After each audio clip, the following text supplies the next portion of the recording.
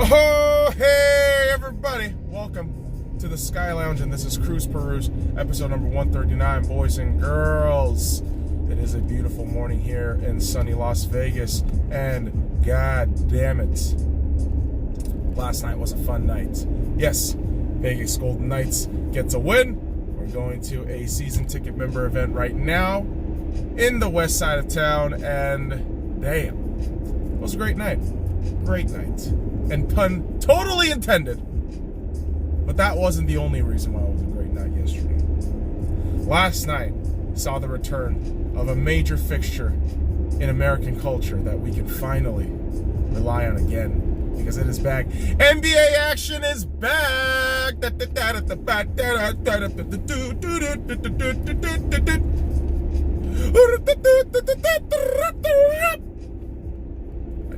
It's exciting, man. I love the NBA. Love the fact that it's back. Basketball is just a fantastic sport. And hey, you're defending NBA champions, the Toronto Raptors, hosting the New Orleans Pelicans, the new age, new looking New Orleans Pelicans. Now, first game of the season, you figure, all right, the Raptors may have taken a couple steps back. No Kawhi, still relatively all the same members in that squad. We'll see how they do. Initially, it looked as though the Pelicans were doing really well. I mean, they had double-digit leads in the first and second quarter. They were looking great. Lonzo played a bit. I mean, that's all I can really say. He played a bit, which is disappointing. I mean, I'm a huge Lonzo Ball fan. Want him to do well, but kind of got benched after inconsequential minutes on the floor. So unfortunate for Lonzo. But hey, got to see guys like Brandon Ingram, whose jersey I am wearing right now, my old school LA 14 Ingram jersey. And so was Josh Hart, former Lakers boys. And I thought they were doing pretty well. I thought up until the third quarter, where this is where really the momentum shifted towards Raptors' favor. And again, you forget how good these Raptors are. Individual parts in this team, you forget how good they are. Fred VanVleet, 20-plus points. Pascal Siakam, 34 points and fouls out of the game. Kyle Lowry doing what he needs to do. Marc Gasol making some clutch shots. His three was just a beauty late in the game. And you would think the Pelicans, with all the opportunities they had, even late in the game, even late in that fourth quarter, I was very surprised they blew such a doable win. Like, they blew such a doable win, and the game ties at 117-117 in overtime. And so immediately, once the game's in overtime, I think, okay, Pelicans are going to lose no matter what. They're going to lose. Toronto got everything in their favor in terms of momentum, and there's no fucking way Toronto loses this in overtime. And I was right. I was absolutely right. The Toronto Raptors oust the Pelicans in the first ever game of the season, 130-122 in overtime. And hey, it was a great game. Great game of basketball to watch, to whet your appetite for the upcoming season. And it's unfortunate because, yeah, Zion Williamson is going to be out for at least 2 months, so we don't get to see really the full potential as of right now for the New Orleans Pelicans. We're not going to really see that until possibly December, which, I mean, that's usually a good gauge of where teams are, how teams are, you know, what the seedings could potentially look like. December is really around the time with the NBA where you can read the tea leaves a little bit more clearly. Best way to describe that. And so, exciting. I'm excited to have the first game come off like that. You're going to the second game, the Clippers versus the Lakers, in full hype, because you know basketball season is back. And boy, oh boy, the Clippers and the Lakers game was fantastic. I'm a Lakers fan. Die-hard Lakers fan since 1998. Never switching allegiances. And the reality of a Clippers home game is the Clippers don't have a home in Staples Center. The Clippers try to think they're in LA, like they're an LA team, but you're really not. You're kind of that stepchild that no one gives a shit about. And not even going to say the redheaded stepchild, because guess what? Redheads are awesome. Shout out to the Gingers. Love y'all. And the Daywalkers. I know that's not the right term, but shout out to y'all anyways. Anyways, boys and girls. The Lakers and the Clippers put up such a fucking show. It was great. But yeah, to still suggest, like, there are fans who suggest that, oh, the Clippers are Los Angeles' team. Like, what are you talking about? Yeah, you got a couple of scumbags wearing Clippers gears, but it's never been a Clippers town. LA has never been a Clippers town. Like, I lived in LA from 1998 to 04, and guess what? It was never a Clippers town. Always a Lakers town, always a Dodgers town. No matter how much fucking football you try to shove in there. I mean, yeah, there's history with the Oakland Raiders, but to be fair, it's always going to be a Dodgers town. It's always going to be a Lakers town. That's what LA is. It's not a Clippers town. Although, to be fair, the Clippers played like it was their home court, which I still contest that it's not. It's really not. It's not even your own stadium, jackass. You're living right under us, okay? Under the fucking Lakers. And so, with all that arrogance out of the way, let's talk about the actual basketball itself. Again, great product on the court. Loved how Lakers and Clippers battled it out. You know, Kawhi Leonard kind of goes without saying how good he is. Their other key pieces like Patrick Beverley, Lou Williams just doing the job well. Just great ball action yesterday. I had a great time just watching the flow of the game shift back and forth. And shout out to the Lakers bench, who I've been doubting. To be really fair, I have been doubting. They haven't had a stellar performance in that game last night, but I liked it. I like what they can do moving forward. I was surprised I caught myself cheering for Dwight Howard. Again, that really just was a big, weird thing. Catching myself saying, "Go, Dwight! Go! What are you doing, Dwight? Please! Please, Dwight! Make sure you get the rebound! Fuck!" But the Lakers come out with the loss. 112-102 in regulation. And honestly, I look at that loss by the Lakers and think, you know, there's potential room for improvement here. I see a team that could only get better from this point beyond. Granted, first game against the Clippers, who rent your building in the same city. Oh, it's just where they live in the same city. Yeah, it's the Clippers. Like, I don't give a shit if they win 60 games. Hell, I don't even give a shit if they win a championship. If you win one, you gotta win 10 more to make LA yours. It's the most adorable shit, Clippers fans. Genuinely thinking they have Los Angeles. Like, you don't. You never had. You never had it.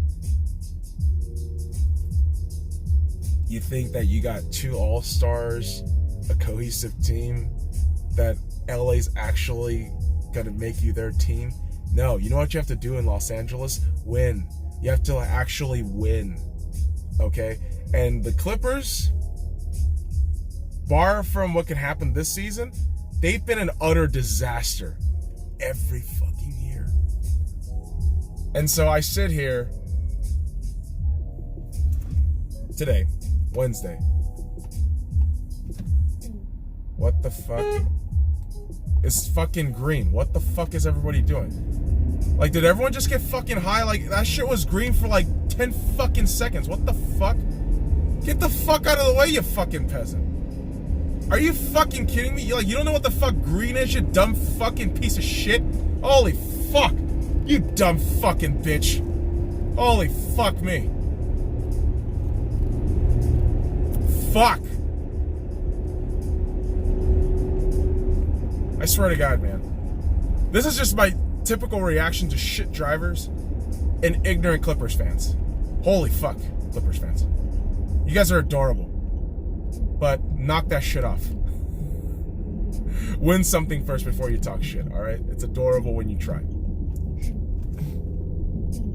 Ladies and gentlemen, I always let everybody know, as a Lakers fan, I, quite frankly, from the offseason, did not care that the Clippers beefed up. Because the reality of sports is this. It's a very black and white proposition. You win or lose. Okay? Kawhi won with Toronto. You automatically assume because he won with Toronto and he comes to the Clippers, you're going to win automatically? No. There is a whole grind of an 82-game season, first and foremost. And then you go into the playoffs where you have to get 16 fucking wins. So Clippers, do that. Do that. And then I'll look into maybe changing some opinions. But until then, fuck off. Shut the fuck up. Shut the fuck up. Stop bloviating yourselves. You're not the shit. You're not LA. And I just want to make that fucking point abundantly clear. The Clippers are not Los Angeles' team. The Los Angeles Kings, who I hate, but they're LA's team. The Rams, who I hate. The Chargers, who I hate. Not LA's team. To be fair, the Raiders have more of a presence in LA than those two fucking teams. USC, better presence in sports. Then it's the Clippers. You know, in the fucking bottom there. Just the bottom of the barrel. Shit toy, 99 cent. And again, coming from a fan who lost as a salty little bitch, perhaps. But I'm telling you right now, folks, the actual culture of basketball in that city does not revolve around the fucking Clippers, right? Just saying that right now. I mean, goddamn, boys and girls. When you say 16, you think that's just a fucking thing we just say? No, that's 16 championships, 16 rings. Yeah, 16. Like, the entirety of the Bulls organization has 6. Now, granted, it was won by the greatest player of all time, in Michael Jordan. But that organization has 6, okay? That's the third next most championships in an NBA franchise. Do you have to, like, really understand how much of a fucking nuisance all these NBA teams are, but they haven't even scratched the surface of double-digit championship wins? And Doc Rivers, I think a couple of days ago, was saying, oh, you know, not all of the Lakers championship was in LA. Yeah, about 11 of them were. 5 of them were in Milwaukee. But yeah, I see your point, Doc Rivers. I see what you're saying. Like, the Clippers are like the fucking peasant team that you wish would go away, but they just don't. They figure out new and annoying ways to just get in your fucking face. Like, dude, like, why are you here? You dirty goddamn homeless bitch. You can't even give me a fucking hand job, you homeless cunt. Fuck off. Is that fucked up? Perhaps. But I love bagging on the Clippers. I do. It's one of my fucking favorite hobbies as a Lakers fan. It truly is. But hey, enough basketball talk. Because yeah, I mean, last time was great. I've made the review video up on the SkyLounge page. I feel like a good chunk of this was just bitching about the Clippers. But hey, there you go. There's going to be more basketball action continuing tonight. So might be watching some of that action later. But man, oh man. Like I said, boys and girls, lots of sports ball yesterday. And here's the thing. The NFL is in full swing, right? We're moving into week 8. And just a lot of competition right now, especially in the NFC. I feel there's a shit ton of competition in the NFC relative to the AFC, where, let's be honest, it's the Patriots to lose. It's the Patriots to lose again. So, exciting times. Exciting times. But what's also exciting times is if you're a fan of the Seattle Seahawks. You know, weird way to segue there, but hey, Quandre Diggs segued into Seattle via trade. Seattle trades a 2024 fifth-round pick. I apologize. For Quandre Diggs and a 2021 seventh-round pick. Oh, I needed some water there. But yes, Quandre Diggs, former safety of the Detroit Lions, is now a safety for the Seattle Seahawks. And I'm excited. In all fairness, I have not watched any tapes or highlights of Quandre Diggs. All I have done is ask my Detroit Lions friend, who's a huge fan of that franchise. Unfortunate for him, but that's his cross to bear. And, read a couple of scout reports or whatever have you, the NFL website articles, and I gotta say, this is a good move. Fifth rounder, which is kind of, again, inconsequential in terms of what Pete and John usually do with those picks. Probably would have changed them into 2 later picks because John and Pete, come on, we should know them by now, right? But some people still speculate and say stupid shit because that's the nature of sports. That's the nature of sports. It really is. But Quandre Diggs coming into that lineup with the Seattle Seahawks is going to be great in terms of, listen, Bradley McDougald and Marquise Blair is out, right? They're out with an injury. So it's going to be good to have that kind of depth over there in that safety position. And to have a guy who is very highly rated, highly sought upon and really talked about and beloved by that Lions franchise. Lots of positive thoughts here, right? Lots of positivity. Hopefully it can translate into some fucking wins. Because, dude, losing to the fucking Ravens at home, that just sucks ass. And losing at home always sucks ass. It does. Like people who say, oh, you still gotta take the loss. Like, yeah, of course you gotta take the loss. But the feeling of loss always sucks dick. That it does. Can't lie about that. And so the Seattle Seahawks are hoping that this move can translate into some W's, some good old W's, which, of course, boys and girls, comes at a premium in the realm of sports. Really does. And so does wins in a final. And what I mean by that, boys and girls, is a World Series. Yeah, didn't watch the game yesterday. Told everybody that I wasn't. Flat out didn't, because why? The Astros dropped the first game at home against the Washington Nationals, who win their first ever World Series game.